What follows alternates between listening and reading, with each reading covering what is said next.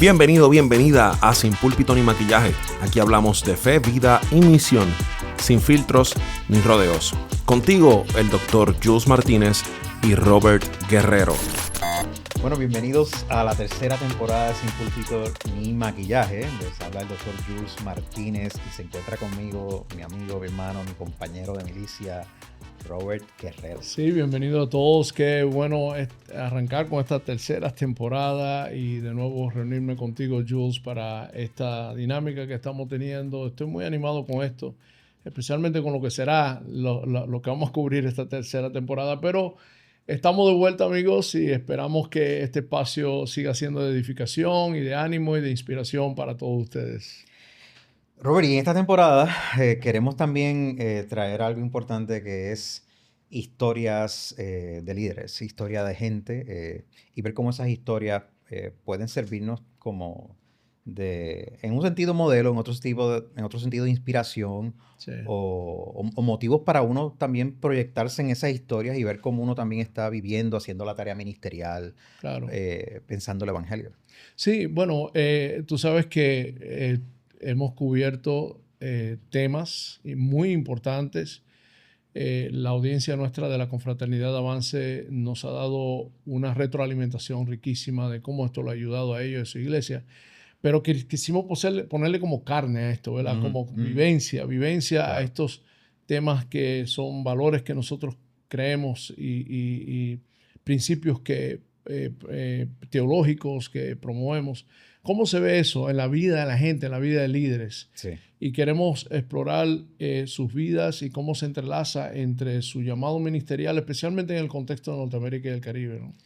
Y de hecho, si nos estás escuchando desde América Latina, en cualquier parte, también te queremos invitar a que te suscribas al podcast y con gusto podemos conectarte también con nuestros compañeros de City to City Latinoamérica, quienes también están haciendo una labor significativa en la formación de contextos urbanos, de las iglesias en contextos urbanos, en la tarea ministerial, en redes, en colaboración. Sí, Sin Púlpito ni Maquillaje, nosotros la manera en que lo vemos, la audiencia principal para la cual esto fue creada fueron los miembros de la Confraternidad de Avance, Sí. que es una confraternidad de pastores y plantadores de iglesia que somos amigos y caminamos juntos formando redes aquí en Estados Unidos y en el Caribe. Uh-huh. Pero tenemos un aliado importante, como tú mencionas, que es City to City Latam, que está haciendo un trabajo extraordinario capacitando líderes y pastores en Latinoamérica.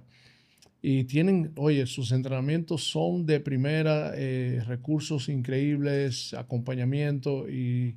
O sea que si te conectaste con nosotros por esta vía, tenemos un primo, como decimos, tenemos un hermano Exacto. con quien te puedes conectar allá. Y lo puedes buscar por Instagram, City to City Latam. Sí. Los puedes encontrar fácilmente también. Sí, sí. Bueno, hoy nosotros vamos a comenzar y arrancamos con alguien muy cercano, alguien que es muy querido y yo considero profundamente influyente. Y eres tú, Jules. Hoy te voy a entrevistar yo a ti. Queremos conocer al Jules que aparece aquí, que lo vemos dando a veces clases de teología, lo vemos en Sin Púlpito ni Maquillaje. Así que queremos conocer algo de ti, Jules.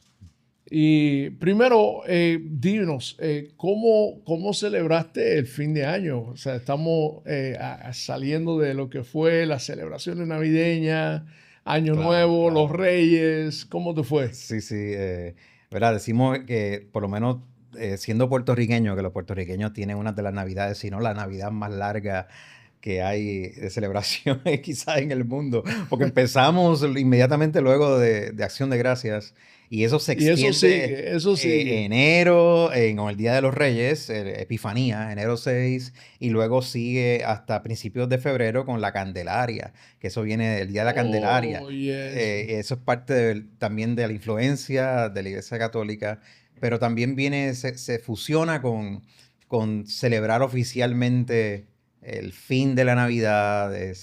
Las personas que tenían árboles puestos con luces y cosas así, los queman. Y yo me acuerdo que cuando niños nos poníamos a quemar los árboles y brincábamos por encima de ellos. Nuestros padres, era otra generación. O sea, yo soy un senial, ¿verdad? Millennial senial. Los padres eran como que, mira, después que llegues vivo.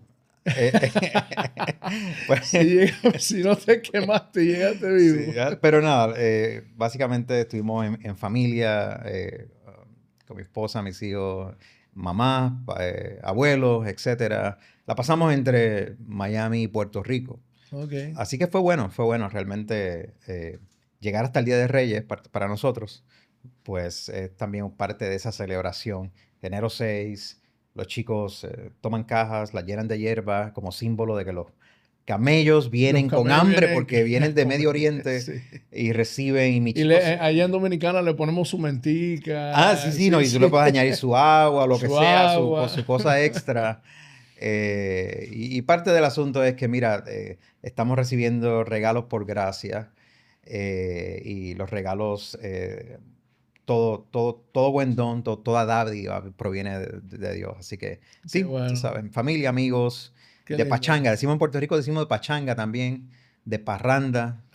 Sí, así allá en Dominicana también. Nosotros seguimos la fiesta hasta la Vieja Belén. ¿Ustedes celebran la Vieja Belén? No, cuéntame eso. La Vieja Belén son unos días después para los regalos que los niños más pobres no pudieron recibir durante Reyes, se distribuyen en la Vieja Belén.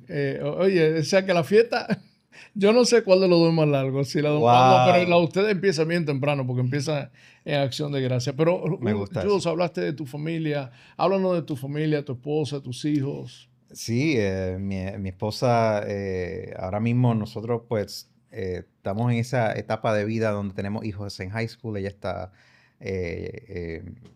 sirviendo ella trabaja como consejera escolar. Llevamos sobre 20 años casados. Entonces, mis chicos están ahí ya en la escuela superior a punto de terminar. ¿Pronto van a tener nido así ustedes? Todavía falta un par de años, pero ya uno se va este año. Hay que entonces el otro pues tiene una diferencia de 2 años. Y entonces es haciendo cómo uno hace familia en contextos de la diáspora. Por ejemplo, nosotros somos puertorriqueños, pero estamos viviendo en Miami. Y es parte de el anhelar la isla, el Caribe, las relaciones, las familias, los ancianos de nosotros, todo eso. Sí. Crecer en la liminidad de ser bilingüe. Para nosotros español siendo el primer idioma, para los chicos español siendo su segundo idioma. Todas las familias que tienen esa experiencia, ¿verdad? De crecer en parte en la diáspora, en cualquier otro país, ¿verdad? También que comenzaste en uno y te moviste a otro, pues hay cosas que se atesoran, hay retos, ¿verdad? De cómo tú mantienes tu identidad y eso, pero somos parte de una congregación local y nada, o sea, estamos ahí caminando. Ya. Y Jules, háblanos de tu ministerio actual, ¿qué haces? Si tú lo fueras a describir brevemente, en una frase honesta. En una frase honesta. ¿Qué haces actualmente? Sí, mira, yo desarrollo currículos para entrenar a líderes de iglesias en diferentes tareas. Y esas tareas pueden ser plantación, revitalización de iglesias, al igual que otras iniciativas que las iglesias tienen para el bien común en ciudades. Así que yo soy profesor y escritor y estoy ahí enseñando vía programas de entrenamiento. Pero si yo fuera a utilizar una palabra, yo diría convergencia. Mi vocación es la convergencia de academia, de pastoral, de ministerio, de educación. Yeah. Así que es una convergencia, o si fuese a utilizar una palabra caribeña, es un sancocho. Un sancocho. Es una sopa densa que tiene tú sabes muchas cosas. Tiene sentido eso que dices, porque mi experiencia contigo en el área de la teología,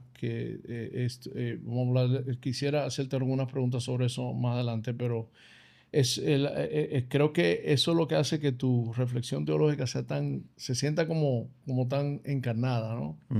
Por esa convergencia que estás hablando, ¿no? Pero antes de entrar en eso, quisiera, si nos puede hablar un poquito de tu trayectoria de fe. O sea, cómo fue creo que te criaste, ¿no? En la fe, en el evangelio, pero no sé si me equivoco en eso, pero que lo bueno, lo que fue difícil, que, si tú miras atrás, ¿qué tú preferirías borrar? Wow, sí. Mira, yo crecí en una familia que a nivel de religiosidad eran más católicos romanos culturales. Es decir, no eran tampoco muy practicantes, excepto en las celebraciones litúrgicas del año, que si Semana Santa, que si alguien se muere, un funeral, etcétera. Pero también habían combinaciones de otras creencias, santería, espiritismo, había por aquí, por allá. Es una experiencia muy común en América Latina, también en el Caribe. Sí, me identifico. Así fue conmigo, sí, mi mamá, especialmente, ¿no? Sí, exacto. Uno crece con una mezcla. Me acuerdo que hice el catecismo normal dentro de la parroquia local y pasé por ese proceso Tú de hiciste primera comunión, confirmación, todas esas cosas. Yeah. Me acuerdo que yo fui a un retiro de una orden de monjas en Puerto Rico, se llamaba Casa Manresa, creo que todavía está. Entonces, en ese retiro fue algo muy emocional. Realmente esa gente tiene un interés por ver una juventud sana. Y me acuerdo que yo salí de ese retiro, volví a mi casa, digamos que yo tenía unos 13, 14 años, y le dije a mi mamá, yo creo que yo quisiera ser sacerdote cuando yo sea grande. Y mi mamá miró así y me dijo, te voy a dar 2 semanas para que me digas eso de nuevo. Vamos a ver qué pasa en 2 semanas. y claro, ella estaba pensando que esa experiencia emocional que recibí en el retiro, eso se va. Sí. Y así pasó, en 2 semanas ya se me había olvidado. Pero 2 años después, en vez de 2 semanas, 2 años después, una muchacha me invita a este grupo de jóvenes de una alianza cristiana y misionera. Yo no sentía que yo tenía un compromiso de fe en ese momento, sabía de Jesús, sabía de Jesús por el catecismo que había aprendido, etc. Tenía como que un temor de Dios más genérico. Yo creo que Dios ya estaba obrando en ese tipo de espacio, en mi familia, en mí. Y entonces yo asistí a este grupo de jóvenes con la motivación perfecta. Yo estaba detrás de esta muchacha. Sí. Yo te iba a decir, así cualquiera. Tú sabes que en la historia me es parecida, que siempre hay una muchacha que Dios usa. Los ministerios de jóvenes son importantes también por eso, porque son espacios donde la gente se conoce, etc. Y entonces yo creo que fue en ese proceso donde ella venía de una familia creyente. Mi familia no eran creyentes de convicción, era como más cultural y esta combinación. Entonces ella decidió dejarme. Me acuerdo que 6 meses después de yo estar yendo al grupo de jóvenes, ella dijo, mira, tú estás yendo a la iglesia por mí. O sea, no es genuino. Y entonces yo dije, ahora sí yo voy a continuar a ir a la iglesia para demostrarle que yo no... etc. Y mira, en ese proceso de yo en mi mente decir, ahora sí que le voy a demostrar, ahí tuve una experiencia real con Dios. Wow. Entonces, en esas dinámicas de ir a retiros de jóvenes, en un grupo de jóvenes donde yo me podía identificar con otros, pues yo me vi encontrándome con el Jesús del Evangelio, con esta figura que yo decía, esto es lo más que yo necesito en mi vida, respondiendo al mensaje del Evangelio. Así que fui el primero en mi familia que tiene ese tipo de experiencia de conversión al Evangelio de Jesús, conversión personal. Al principio fue difícil porque como que yo estaba un poquito bien celoso de mi experiencia, y entonces eso se traducía en que no dialogaba con otros con amor, con compasión, dialogaba como que no, estás mal, etc. Entonces mi familia me decía, mira, te están lavando el cerebro, ¿qué es lo que te está pasando? Pero pasaron unos años y entonces dentro de mi familia hubo algo bien lindo. Mi hermano vino al Evangelio a través del mismo grupo de jóvenes, Alianza Cristiana y Misionera en Arecibo, Puebla. Luego mis tíos, mis tías, mi mamá y mi abuelo se bautizó a los 75, creo que era años. Wow. Mi abuelo ahora tiene 99 años de edad. O sea, y me acuerdo que mi abuelo se bautizó, y eso fue como en el 2001, 2002.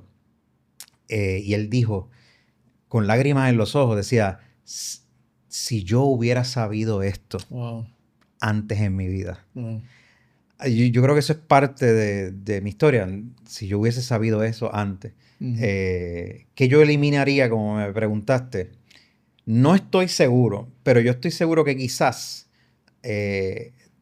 los tantos esfuerzos y sufrimientos que mi mamá hizo en un momento, como mamá soltera, en aquel momento, nosotros creciendo, yo hubiera querido que ella no tuviese tantos sufrimientos para llegar a donde llegó.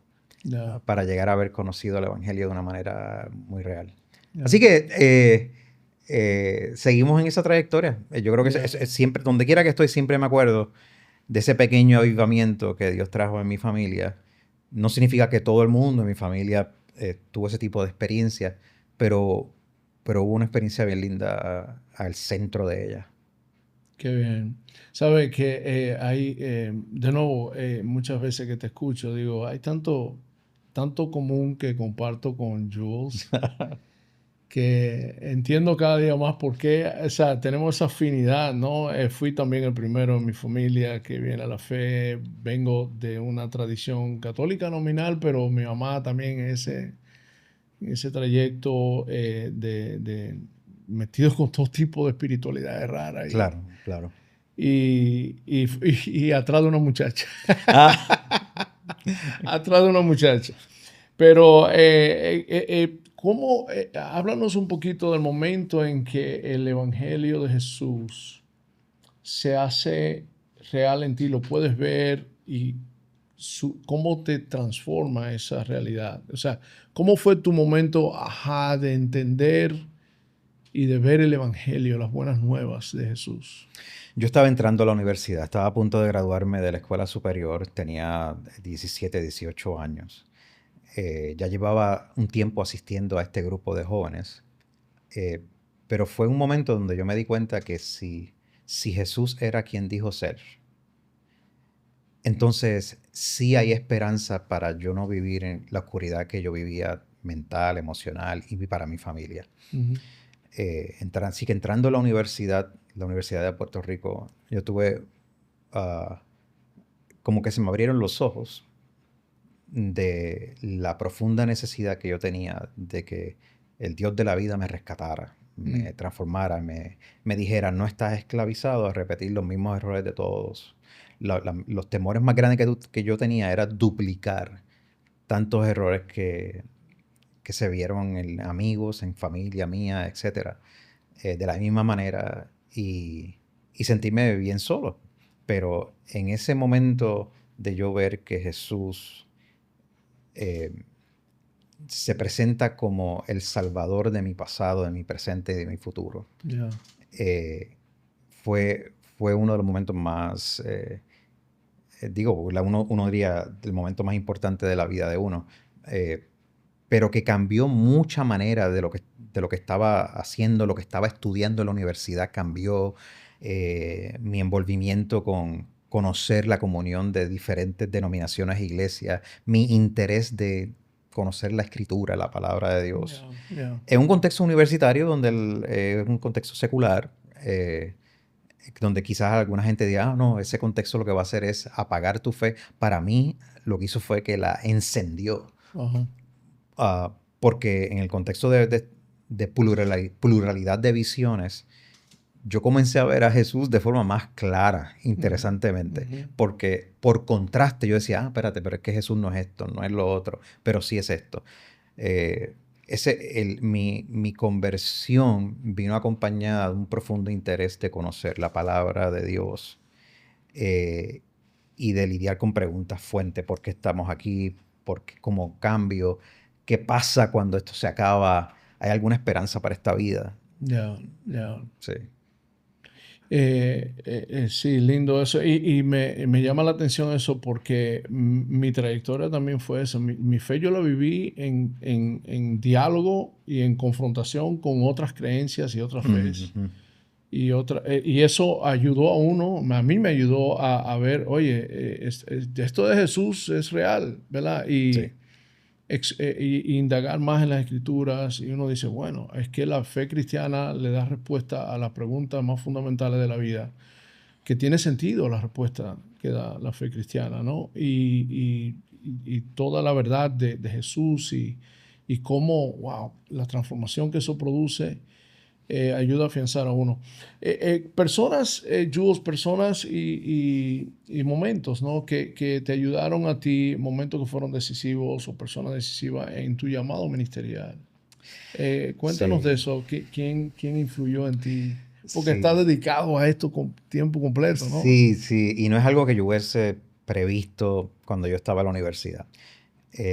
Yo tuve la dicha y la bendición de tener unos pastores.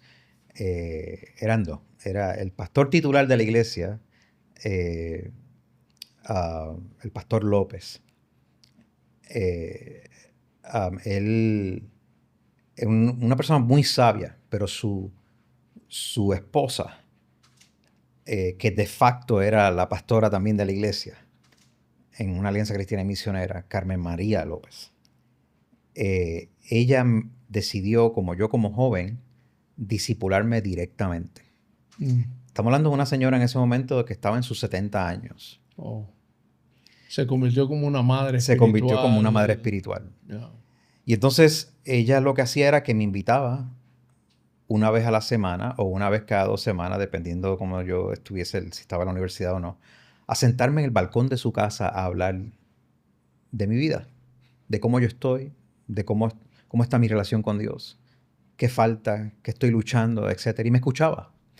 Ella me modeló una cierta sabiduría, templanza, dependencia del seguimiento de Jesús y amor por la gente. Carmen María López fue clave, integral, Yeah. para mi crecimiento como seguidor de Jesús, como hombre, como profesional. Yo me acuerdo que yo entré al seminario eventualmente, pero fue aparte de muchas conversaciones. Yo no te podría decir que yo recibí como que un llamado donde se abrió el cielo, vinieron 3 profetas, como quizás le pasa a alguien, te he escogido para las naciones. No, no.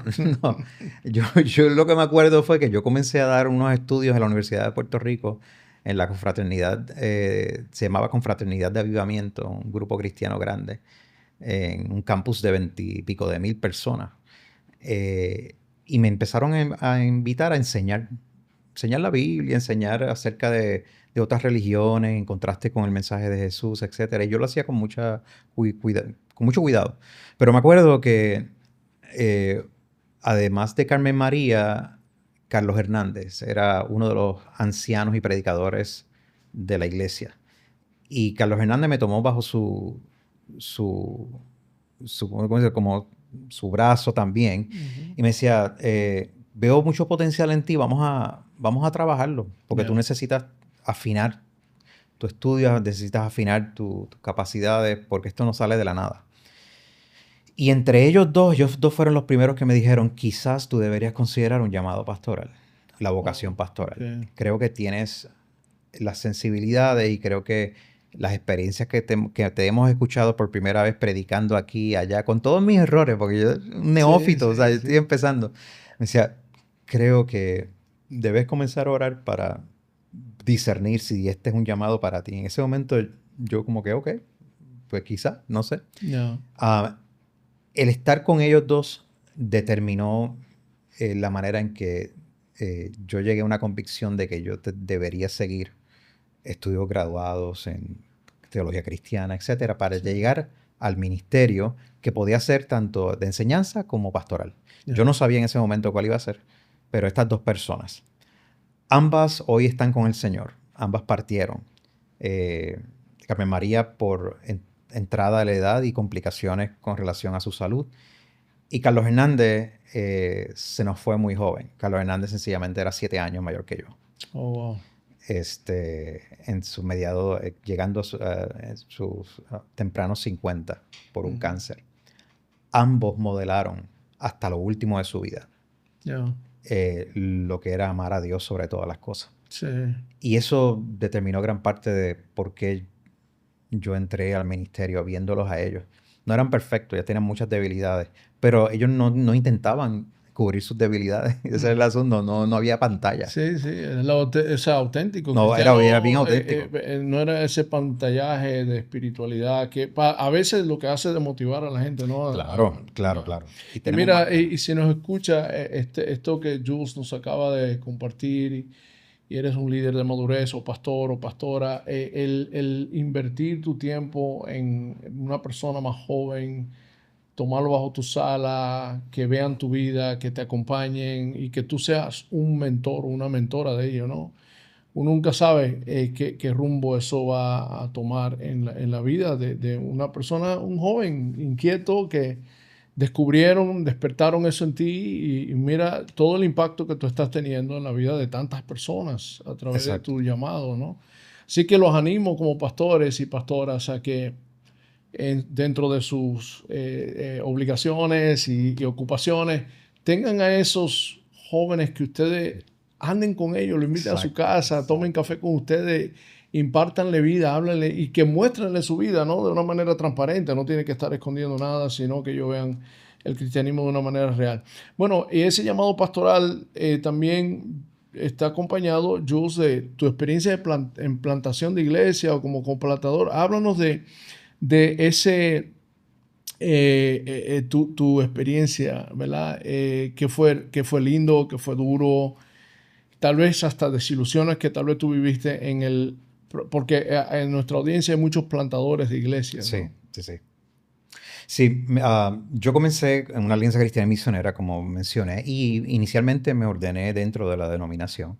Mi primera experiencia pastoral saliendo del seminario fue en una iglesia mayoritariamente inmigrante en un suburbio de Chicago, donde la mayoría eran de México, Centroamérica, Salvador y Colombia.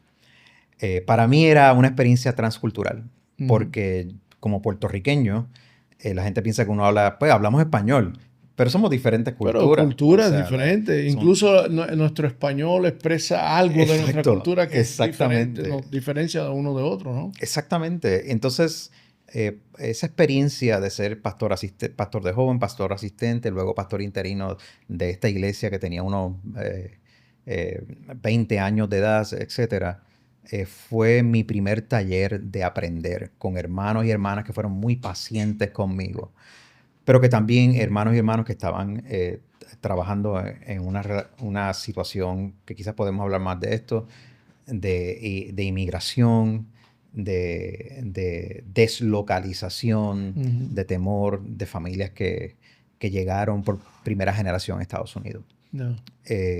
Luego de eso, yo sigo estudios doctorales y estaba abierto a la posibilidad de seguir academia, profesor o ministerio local pastoral.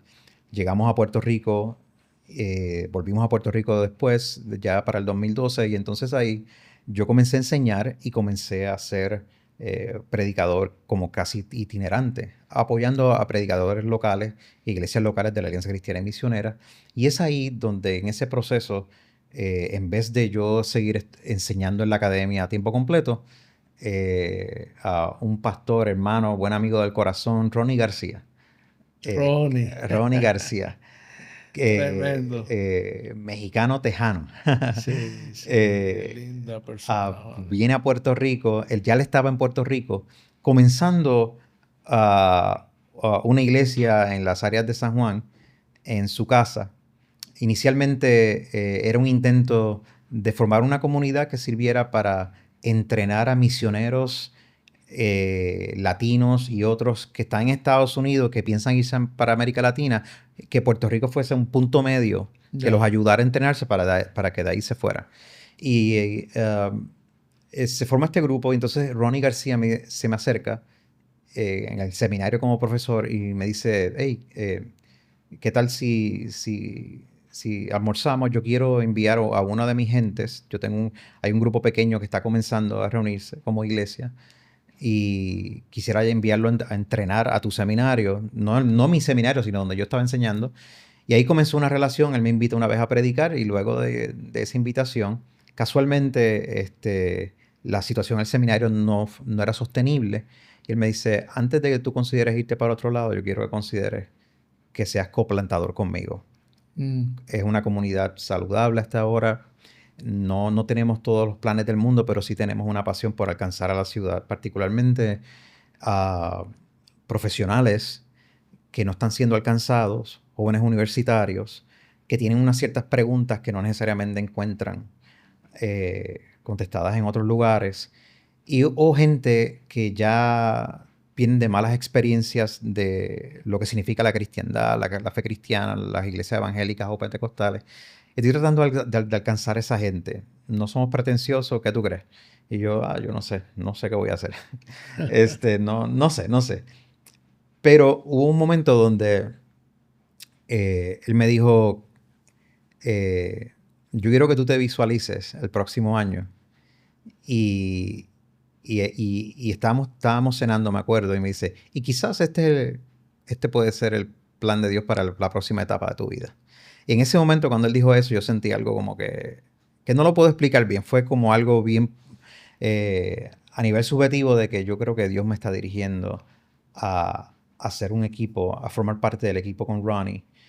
Y entonces ahí comenzó la trayectoria de la Iglesia La Travesía en San Juan.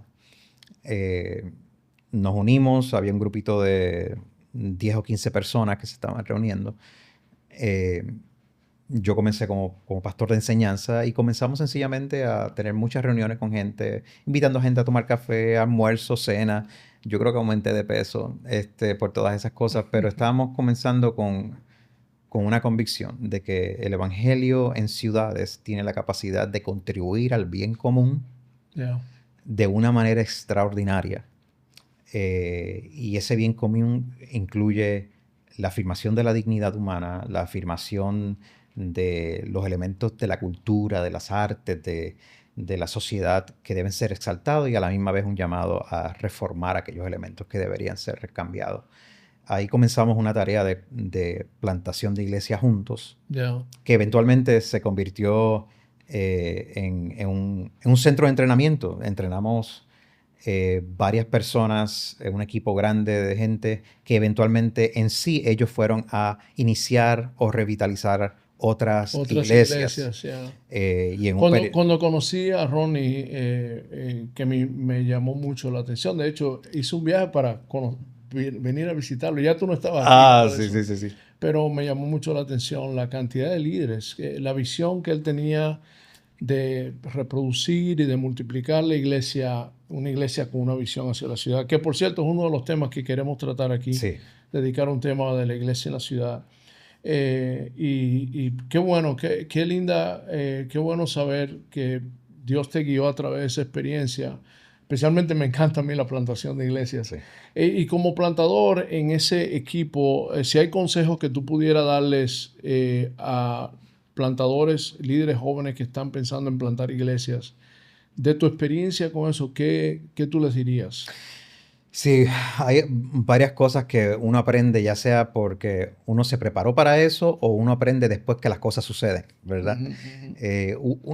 Una de ellas es que comenzar una nueva comunidad, comenzar una iglesia, plantar una iglesia, no debería ser una misión individual.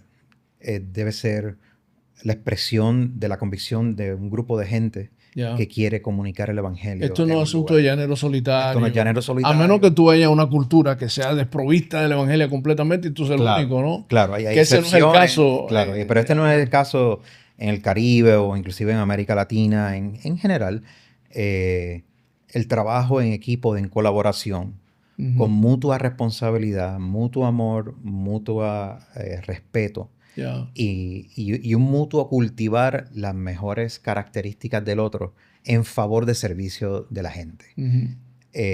Desde el saque, trabajar en equipo con gente a quien tú respetas y amas es sumamente importante. Y desde el principio, me acuerdo que Ronnie me decía, si yo tengo que paralizar todo en este momento por atender a ti y a nuestro equipo en su salud, yo paralizo todo. Oh, wow. Y con el yo paralizo todo, él no estaba diciendo, yo tengo la autoridad para paralizarla, para parar las cosas. Él lo que estaba diciendo es, queremos cultivar un consenso donde la salud integral de aquellos que estamos tratando de comunicar el Evangelio y comenzar una nueva comunidad es vital para lo que Dios va a hacer en esa comunidad. Y ya de por sí, ya esa es dinámica de iglesia ahí, ¿no? Con ese grupo que se reúne, que tú estás formando, que comparten la misión. Pero no es una formación de salud espiritual divorciada de enviarlos a ustedes a vivir en misión, ¿no? Correcto, correcto. Es salud para poder estar en misión, para poder estar afuera, para poder estar con la gente en la calle, en la casa, en el café, en la panadería, en el restaurante, en la playa, donde sea. Que eso es parte de lo que es ser saludable espiritualmente, ¿no? O sea, no se puede divorciar la salud espiritual del vivir en misión. Correcto. Fuimos muy intencionales desde el principio en buscar el mutuo bienestar para poder servir juntos con alegría y sacrificialmente. Eso es otra cosa. Ciertamente trabajar en equipo no va a mitigar los sacrificios que se tienen que hacer. Sacrificios, cuando me refiero a sacrificio es que hay un esfuerzo por ver a otros, hay un esfuerzo porque otros te vean por como tú eres, particularmente en culturas donde la cristiandad tiene tanta historia, donde hay tantas iglesias, tantas malas experiencias, tantas tergiversaciones del evangelio, etc. Te enfrentas al reto de que muchos modelos de hacer ministerio resaltan la centralidad de la personalidad carismática por sobre todo. Sí. Ese es un problema. Y es un problema grave. Un problema grave que se da tanto en nuestra iglesia y en lo que es el cristianismo en Latinoamérica y entre latinos, ese personaje carismático que es, y todo gira en torno se convierte en el elemento atractivo, su buena predicación y su carisma, y es un peligro, ¿no? Y el aura que se proyecta de casi de inmutabilidad, de que la persona no comete errores, de que la persona no tiene nada que aprender. Yo creo que este es un tercer elemento, es que aprendí con Ronnie, con el equipo de trabajo, que queríamos ser lo más transparente con la gente que estamos sirviendo y con la cual estamos creando comunidad. Y que ellos nos vieran con vulnerabilidad, nuestras vulnerabilidades. Claro. Como el equipo de Jesús. Es su famoso equipo. Eran una balsa de gente dañada con problemas. Y eso no se esconde, la Biblia no lo esconde. No lo esconde. Y eso es lo que nos hace auténticos. Exacto. Y la gracia se vive en medio de esa realidad. La gracia se vive. Entonces, claro, decimos, ¿verdad? Que su poder se perfecciona en mi debilidad. Eso era algo muy real en nuestra tarea ministerial. Y eso era algo real que estábamos viendo también en otros equipos de nuevas generaciones de iglesias que estábamos conociendo, como la iglesia Mar Azul, como la iglesia Mar Azul en el área metropolitana de Puerto Rico, como Casa de Bendición en Dorado, si usted sabe de Puerto Rico, pues más o menos. Estamos hablando de que entonces nosotros como plantadores, como iniciadores de iglesias, decidimos también estar en colaboración con otras gentes que estaban haciendo... aunque no fueran de la misma denominación. Y no eran de la misma denominación. Porque, por cierto, tú empezaste en la Alianza Cristiana Misionera, pero esto es un proyecto presbiteriano, ¿no? Correcto. Y eso te enriquece muchísimo. Sí. Me imagino que eso te abre a explorar y compartir con otras tradiciones, ¿no? Sí, este proyecto era un proyecto de la Iglesia Presbiteriana en América, pero yo venía de una crianza, o sea, de haber venido a la fe y crecido en una Alianza Cristiana Misionera que es carismática, diríamos, tranquila. Sí. Era como que carismática, pero... Una carismática un poco domesticada. Un poco domesticada, tranquilita, qué sé yo. Entonces yo, ¿verdad? Yo decía que yo soy presbicarismático o presbicostal. Ya. Con una parte y esto sería un cuarto elemento. Nosotros teníamos la convicción de que la predicación se caracteriza por la presentación del evangelio, su relevancia para todas las áreas de nuestra vida, pero particularmente con una relevancia fuerte, no solamente para el individuo, yo como persona, sino para la sociedad, la política y la cultura.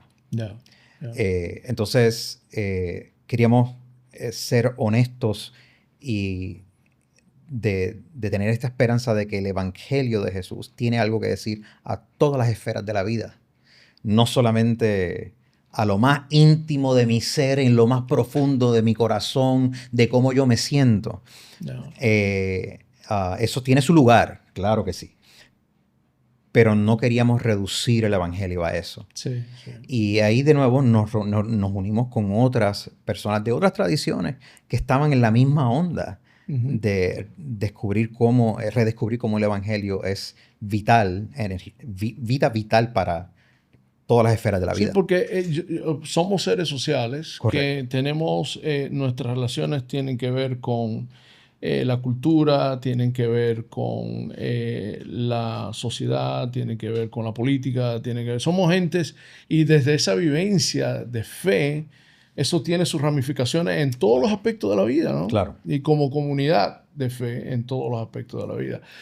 Jules, antes de nosotros terminar, sí quisiera preguntarte de tu trayectoria. Tú eres teólogo, ¿verdad? En el ministerio quíntuple de apóstol, pastor, evangelista, maestro.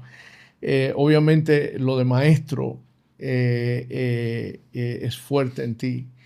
Y la parte pastoral, ¿cómo influye en ti como teólogo, ¿verdad? Lo que es la teología latinoamericana? ¿Cómo fue tu trayecto ahí? Y me gustaría si puedes compartirnos de cómo te informó, cómo te enriqueció, pero al mismo tiempo, si observas algo que tú pudieras señalar y decir, esto no me gustó. Sí, claro. ¿Verdad? Una de las fortalezas del movimiento de santidad, dentro del cual hay muchas iglesias pentecostales, carismáticas, Alianza Cristiana y Misionera y otras, es enfatizar que Jesucristo es nuestro Salvador, nuestro santificador, Señor de nuestra vida, la experiencia de separación, de ser algo alterno, de conversión, de disciplinas espirituales.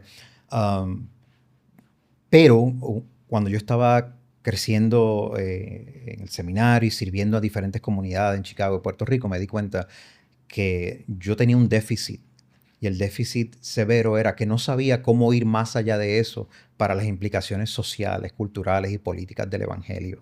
De la sociedad que dice, la iglesia, que Jesucristo es el Señor de todo. Sí. Pero yo no sabía y donde nosotros estamos llamando a ser sal y luz. Exacto, ¿no? Sal y luz, pero lo reducía solamente a la interioridad, a lo que yo sentía, mi devoción personal, las relaciones personales. Exactamente, todo era individual. Y no me daba cuenta que el individualismo tan fuerte que hay en Norteamérica ha sido también difuminado de la misma manera que fue difuminado un énfasis en la devoción personal. Ahí es donde yo descubro dos tradiciones en América Latina.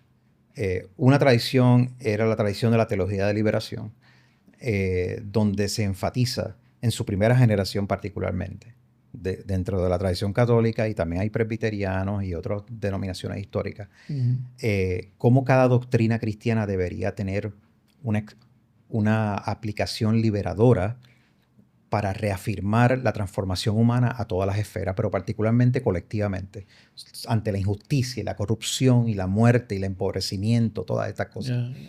Entonces, por un lado, ese énfasis de cómo cada doctrina cristiana tiene la capacidad para hablar de que otro mundo es posible y nuestra participación en ello, me despertó del ensordecimiento o el estar solamente enfocado en mi individualidad. La centralidad de ver cómo los empobrecidos y las víctimas, los que están en los márgenes, por qué este evangelio es buena noticia para ellos. Más allá de decirle, estás separado de Dios porque tienes pecado personal. El hecho de que Jesús, es obvio en Jesús, la importancia en su ministerio y su misión de los pobres. Buenas nuevas para los pobres, ¿no? Exacto. Te dio ese lenguaje para eso, vivencia de eso. Sí, y me llevó a atender a Jesús al inicio de su ministerio, abriendo el rollo del profeta Isaías. Entonces, Él ha venido a traer libertad a los cautivos, buenas noticias a los pobres. a derrocar a los poderosos, etc. Esas son las palabras de Jesús leyendo Isaías. Ese es el Magnificat de María. Ahí está el Sermón del Monte. Tú miras, si solamente sigues Mateo, ese del 5 al 7. O sea, eso está ahí abarcador. La otra tradición es la tradición que surge de la fraternidad teológica latinoamericana. El concepto de misión integral. Que fue la que más me influyó. Ahí que hablaremos de eso. Sí. Y es como el carácter de movimiento de la iglesia se debe caracterizar por una proclamación y acción donde el evangelio cubre todas las áreas de la vida humana, particularmente allí donde se sufre opresión, minusvalía, violencia y marginación. La diferencia con misión integral quizás es que tiene ese énfasis en cómo la autoridad de la Escritura nos lleva en esa dirección. Sí.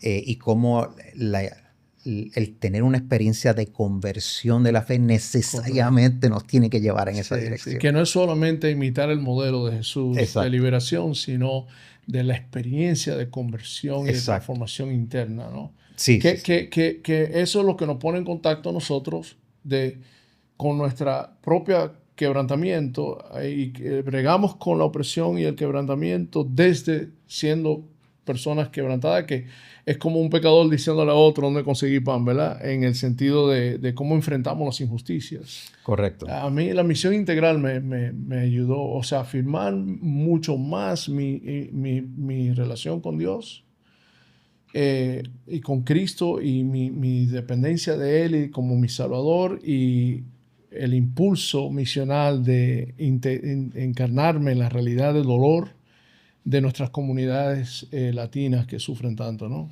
Y resaltando lo bello, lo hermoso y lo justo que hay en nuestras comunidades latinas, que no hay que abandonar por el mero hecho de que quizás hayamos recibido una tradición de hacer misión y hacer iglesia que no puede apreciar ese tipo de cosas. Hay un optimismo por ver la gracia común de Dios presente.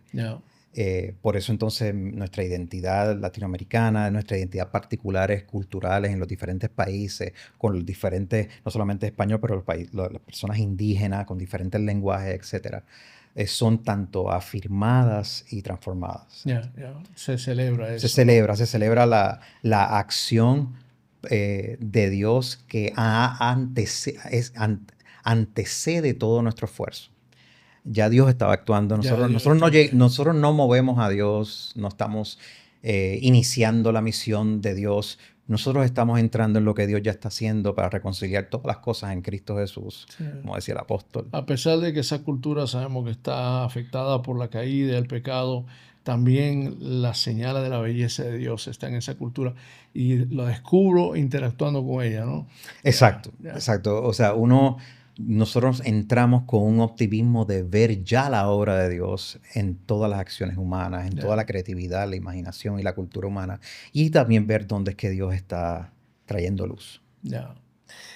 Jules, tenemos que darle conclusión a nuestro tiempo. Ha sido riquísimo escucharle tu historia. Yo tengo algunas preguntas relámpago que quisiera hacerte. Dale. Antes de concluir, ¿verdad? Si en breves palabras, primero, pensando en la iglesia hispana de hoy, ¿qué te preocupa? ¿Qué te duele?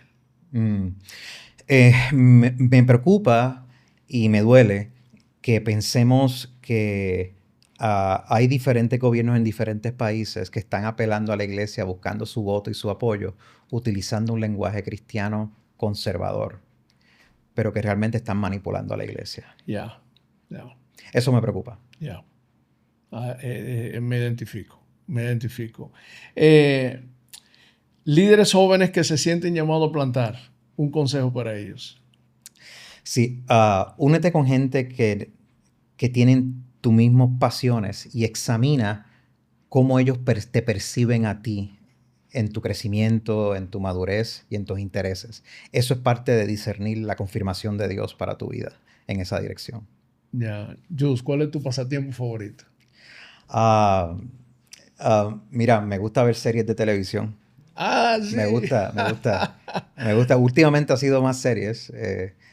Así que me interesa mucho la proyección de del imaginario cultural y cómo están proyectando sobre las luchas humanas. Así que series de suspenso, ciencia ficción, de distopias, a veces son proféticas, a veces hablan, el arte puede hablar, nos puede dar herramientas para discernir lo que está pasando en sociedades. Ya, ¿estás viendo Pluribus? Pluribus, sí, comencé a verla. ¡Oh!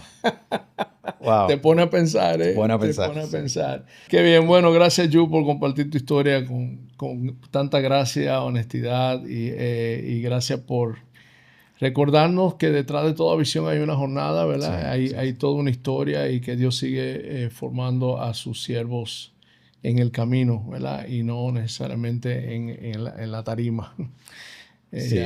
En esta trayectoria queremos exaltar que las grandes victorias siempre han sido de Dios. Siempre Dios va a hacer más allá de lo que uno pide, entiende o es capaz. Y los grandes fracasos de los cuales uno aprende también es parte del sostenimiento de Dios. Pero que a lo último todo sea para la gloria de Jesús. Así es. Bueno, a todos los que nos acompañan en este episodio, gracias por escucharnos. Este fue nuestro primer episodio de Sin Púlpito ni Maquillaje de esta temporada. Anímate, sigue la tercera temporada donde hablamos de una manera clara y sin maquillaje sobre el liderazgo, la fe y la misión, sin filtros religiosos y sin esos adornos institucionales, ¿verdad? Y recuerden seguirnos en Spotify, nos pueden seguir en Apple Podcasts, en YouTube. Es fácil, nos puedes escuchar, nos puedes ver. Queremos escuchar qué tú piensas y para nosotros es una alegría estar conectando. Sí, y compártelo con tus líderes, con tu equipo de trabajo. Si estás escuchando, compártelo con tu pastor o redes. Hay iglesias que nosotros sabemos que reúnen a sus líderes, ven el podcast y luego lo discuten. Así que esperemos que sea un recurso de ayuda para cada uno de ustedes. Bueno, nos vemos en la próxima. Acabas de escuchar Sin Púlpito ni Maquillaje con el Dr. Jules Martínez y Robert Guerrero. La semana entrante tenemos un nuevo episodio para ti hablando sobre fe, vida y misión sin filtros ni rodeos. Recuerda seguirnos en todas las plataformas de podcast en audio y también en YouTube como Sin Púlpito ni Maquillaje. Dios te bendiga.